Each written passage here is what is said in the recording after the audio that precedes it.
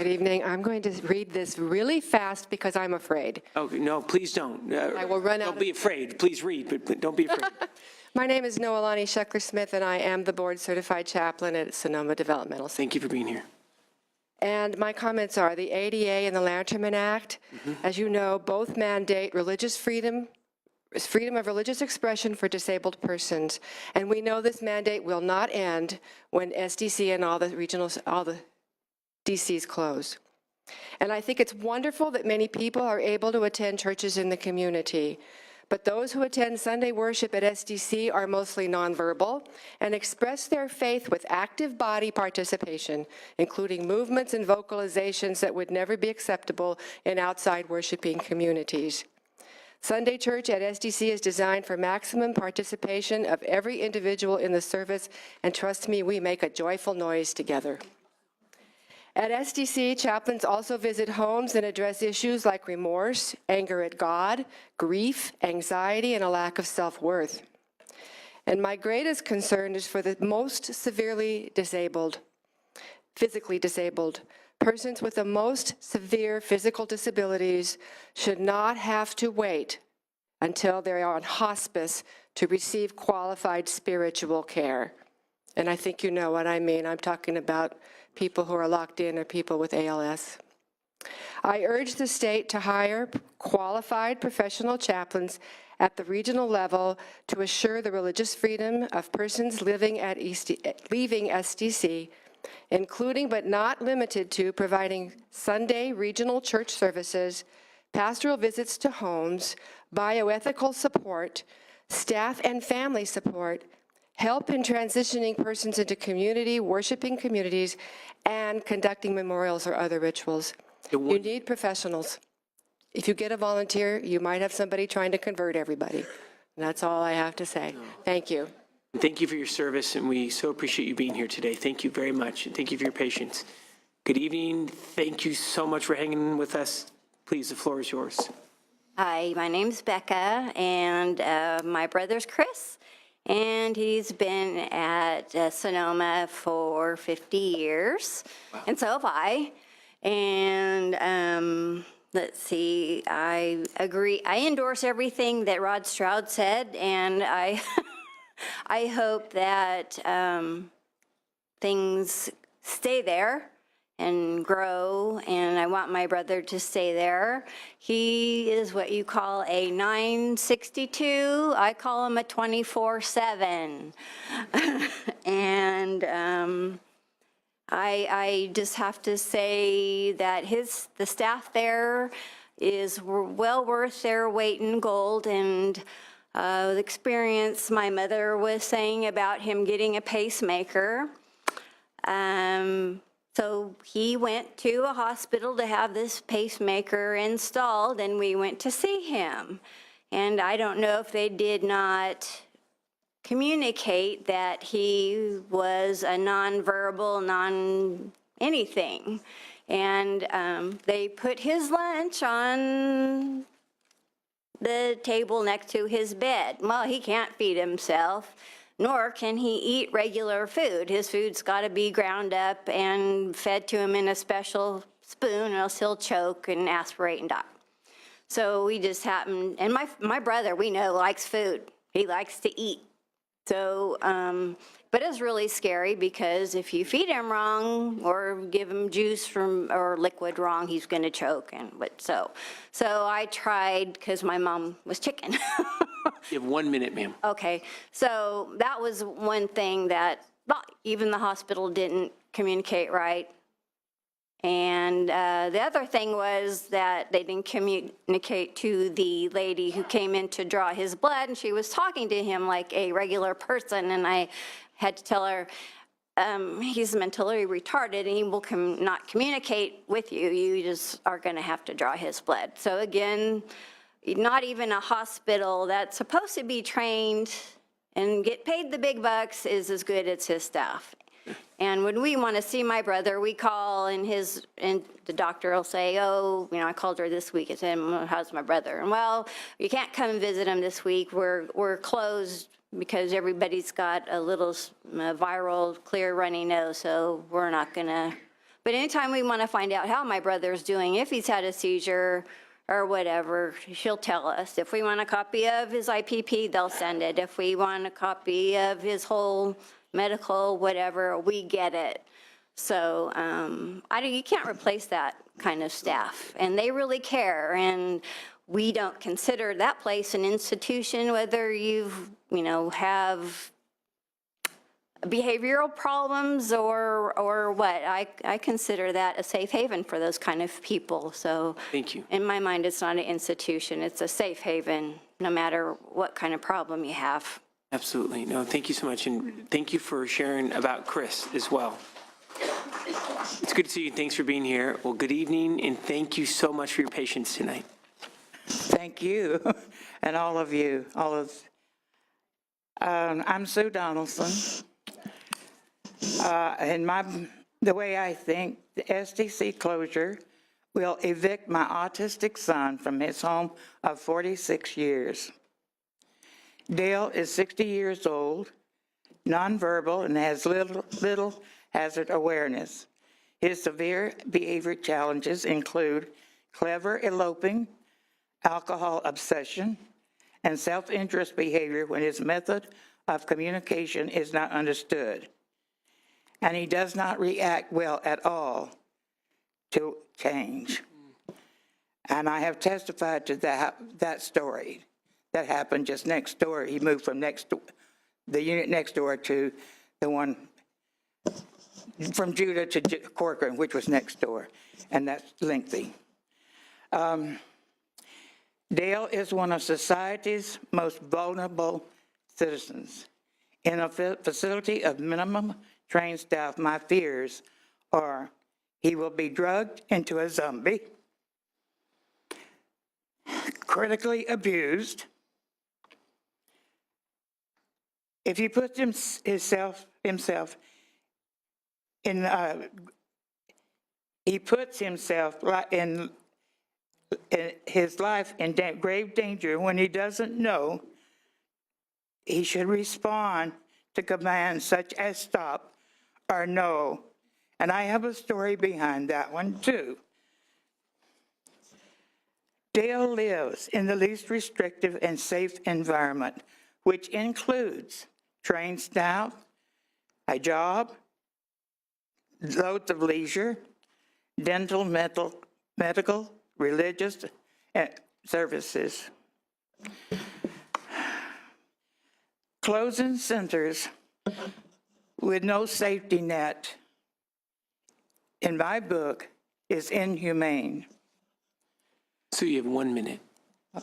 I have just one thing I want to add, because I heard a story about not being able to visit the relative in a developmental center. During those 46 years, Dale visited his family at least he visited his family as often as he wanted to begin with. Because of his eloping, the staff, the director, that we had a big meeting, and they decided that his M&M for not eloping would be coming home to visit his family every weekend. So for years upon years, Dale came home almost every weekend. So I just had to add that, because Sonoma Developmental Center has never, ever told me I could not have my son or visit my son. Thank you so much. Thank you for sharing that final story, and really glad that you got to that. So thank you so much. And Sue, thank you for being here for so long today. Mr. Farrell. Good evening. First, I would like to thank you, Senator McGuire, and you, Senator Mitchell, for your leadership, and beyond that, the dedication and diligence of your staff, and for convening these panels. I have learned a great deal. Hearing the heroic stories of the former developmental center residents and seeing some of the agencies that have helped them achieve their potential, gave me chills. And we celebrate those amazing accomplishments, and it's disheartening and shameful that they were in a restrictive environment as long as they were. We, you can tell, don't believe that one size fits all and that we're all different and everything depends on the situation. we're prepared for closure. There are some core areas of agreement, and I want to highlight them. They've been touched on today, but we need your help to move forward on each of these. One is a health resource center. My sister is tactilely defensive, has extreme autism. It took 16 years before her primary care physician, who's a gentle, soft-spoken man, could do a physical examination of her at the developmental center. People can't brush her teeth. She has to be restrained and anesthetized to receive her annual dental cleanup, and she has poor dental care. She needs services outside that exist today at the Sonoma Developmental Center. We need state staffing, and we need a placement of last resort. And we're delighted when we read in the many documents that have been prepared by DDS and Secretary Dooley's task force that we're in agreement. There are commitments. Each of those has been identified as a goal or a promise or a necessity by the Department of Developmental Services. A health resource center, state staffing, and placement of last resort. There's no dispute, but we're making no progress. Back in July, we were promised that there would be collaborative, facilitated meetings on these complex issues. Everybody needs to be in a room together. We have to have a trained facilitator. These are difficult problems to work through. Thank you for focusing in on those. You pushed. We didn't really get an answer, and John Doyle is a very fine public servant, closing 3 developmental centers with all of the other responsibilities the department has, I think makes it virtually impossible to work collaboratively in advance of the April 7th budget subcommittee hearing. We need some help and imagination to move these things forward. Bricks and mortar and the houses, I believe that's the easiest part, the easiest assignment they have. They can purchase houses and they can remodel them in an amount of time that will beat the deadline. I don't want to go beyond the deadline. This is too hard on all of us trying to work through this. We want good plans. We have the County of Sonoma stepping up and taking the burden on the Health Resource Center.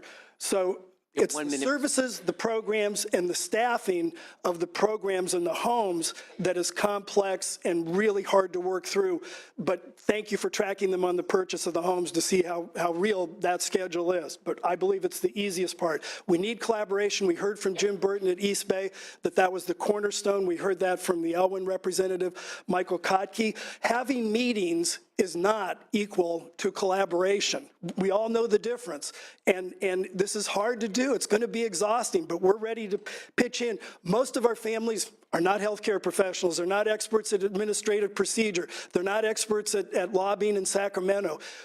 Santee Rogers told me a few months ago that the reason Agnew's was successful was sustained legislative advocacy. We have that now in Sacramento with your leadership. We look forward to working together, and we believe it is possible to work towards successful compromises and plans regarding a health resource center, state staffing, and a placement of last resort. Thank you very much for working all day on this with us. Thank you, Mr. Farrell. Thank you so much for making the travel over, and so appreciative for your continued advocacy and all your work. I have some thank yous, but before I go into those, I'd like to be able to turn it over to Senator Holly Mitchell. Senator Mitchell is such a star, and she has been an advocate. It is true. And I got to tell you, just so appreciative of your partnership. And what I really appreciate is personal for her as well. She is willing to go the long mile, literally, to make sure that she's making informed decisions. Coming out to Sonoma, thank you very much. And for your continued partnership on this important issue. I'd like to see if you have a closing comment. Thank you, sir. I appreciate you. Thank you very much, Senator McGuire, for bringing the resources and the attention of the Senate Human Services to the table to partner with the Senate Budget Subcommittee to have this conversation. You know what I say every year, every budget cycle is, these are the most critical issues that face us as a civilized society, as residents of California. The issues we hear before our Health and Human Services Budget Subcommittee are literally life or death. And legislative bodies have made very tough decisions throughout history, but particularly the past 10 years, and made really tough decisions that, in my humble opinion, perhaps compromised quality of life and life. I'm very proud to be a member of the Senate as we've come out of those tough fiscal times and are in a position where we as a state can once again invest in people. Clearly, the testimony we've heard in Budget Sub 3 the last several years, what we heard today in today's informational hearing, reflects the diversity of thought and experience that all of you come and express, the diversity of experience in DCs, out of DCs, everyone here who represents a family member and a very different life experience.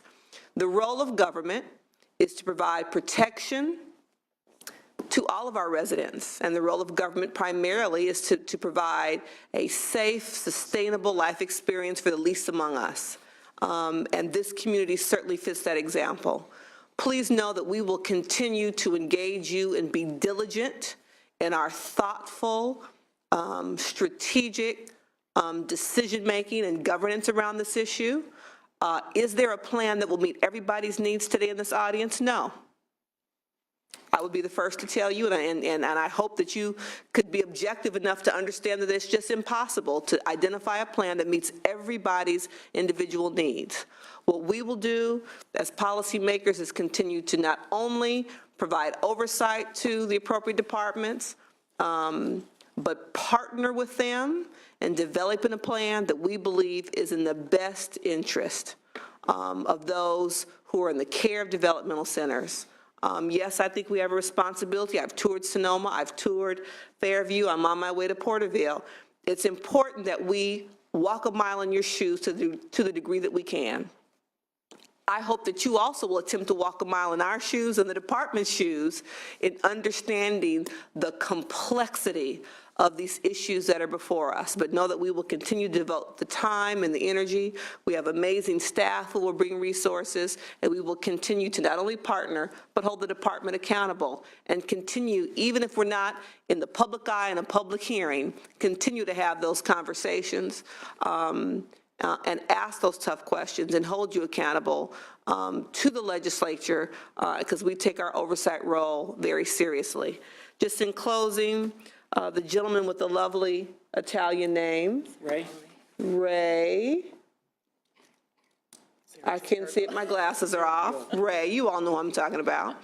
Made, I thought, a very profound statement that stuck with me when he talked about the individual plan process and how comprehensive his son's was and how he felt everyone should be entitled to all of the services and resources that they need, right, to survive, basic survival, and to thrive. And it occurred to me that that's a conversation that we could have as a policymaking body and residents of this state about everybody. We were visited yesterday by the foster youth in the state of California. You know, we have a lot of work to do collectively to make sure that we are investing in people, which again, I'm very passionate about and believe is the fundamental role of government. But I thought that was an important statement he made that applies to the DD community and applies to so many disenfranchised and fragile people across the state. That will be our goal, to make sure that we can continue to provide the appropriate resources as I believe all Californians are entitled to. I thank you for the opportunity to share in today's long hearing. Again, this is an informational hearing. The Budget Subcommittee, Sub 3, will be having our hearing on this budget item again April 7th. It will very likely be equally as long.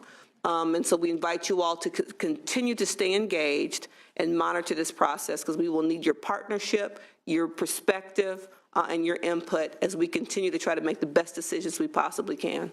Thank you, sir. Thank you so much, Senator. A few thank yous and just some closing comments. First of all, I just want to say thank you to all of you. I'll start it as I did in the beginning. Many of you traveled far and wide to be here today, and because we're talking about your family members. And we cannot say thank you enough for your continuing advocacy and know how personal this is. And thank you for being here for so long. I want to say thank you to the senators, especially our co-chair here, Senator Mitchell, for all the work, and to this entire committee. I want to say thank you to the department, in particular, Mr. Doyle, for answering the questions. I know that we have more questions that we need to go over, but I appreciate that continued discussion. I know that we'll have more in the months and years to come. I want to say thank you to our panelists, who were tremendous today. And I want to say thank you to the staff team, Peggy and Michelle and Taryn and Kelly and Mark, for the phenomenal job that they do day in and day out. We could not do without them. I'm just very grateful. We'll end it with this. We got a lot of work ahead of us. And I'm a firm believer, though, that when we work together, we're stronger. That said, this plan needs detail. And I get that the department wants to focus on 3 years, and I understand why. But if that's truly the deadline, then we need to start seeing action. Because I will be honest, I feel like I've had the same conversation for the last year and a half. We need to start tracking what those action items are and when they're going to be checked off the list. We all go into this job, whether you're with the department, in this role, or why you're here today, as the senator said, for people. And that needs to be at the heart of every decision. And I look forward to partnering with the department, with all of you, and holding us and the department accountable. It's going to be important in the months and years to come. Again, thank you all for coming today, for your incredible advocacy, your testimony, and we look forward to working with you on April 7th at the Budget Subcommittee. Thank you all for being here. We're going to call this meeting adjourned.